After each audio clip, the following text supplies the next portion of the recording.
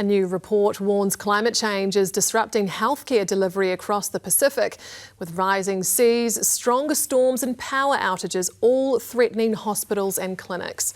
The Fred Hollows Foundation, which aims to eliminate avoidable blindness in the Pacific, commissioned the report. It was funded by MFAT and found that more resilient, sustainable facilities can help save lives and money.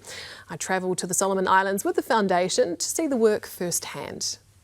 Days like these allow for people to get around easily. Dry conditions and calm seas. When there's heavy rainfall, cyclones or flooding, it makes it tricky to access medical care in a country made up of many islands. The main transport would be by boat. And trying to get a blind person onto a boat, thinking of that at first is scary for them. And if the weather is bad and the seas are rough, even more scarier.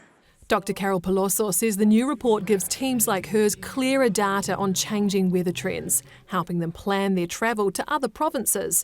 The Fred Hollows Foundation commissioned a regional study assessing their clinics in the Solomon Islands, Papua New Guinea and Vanuatu.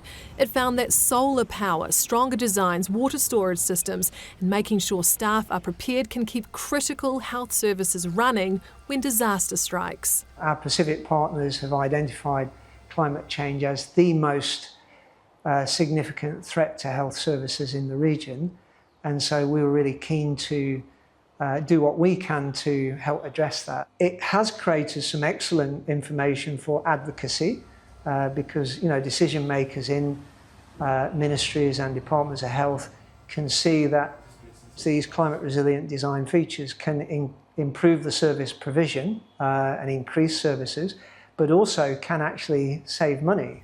It estimates by 2040, $1.6 million could be saved on energy costs alone across the three clinics.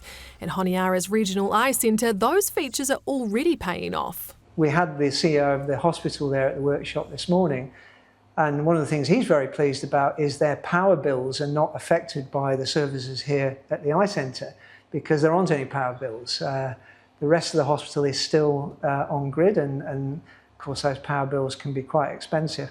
Right next to the Regional Eye Centre, if you come with me to my left over here, this is the country's only hospital in Honiara. It's hooked up to the city's electricity and water supply, which isn't always reliable. So when that goes down, that means there are blackouts here. And that means surgeries, for example, can't go ahead.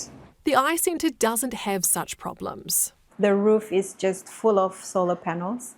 So that's providing us energy, and it runs our air conditioning in our theatre and keeps all our instruments, from degrading, and it keeps all our equipment in our clinics able to function well, because the lenses on our equipment, they have to be in a certain temperature. So that they don't fog up. The foundation says those features have enabled hundreds more surgeries every year. But it's great to see this kind of work showing that the Pacific is also leading in terms of some of the solutions, identifying ways forwards and then applying that. Because building climate resilient healthcare is more than just well-built clinics. It's about protecting access to care for generations of Pacific families.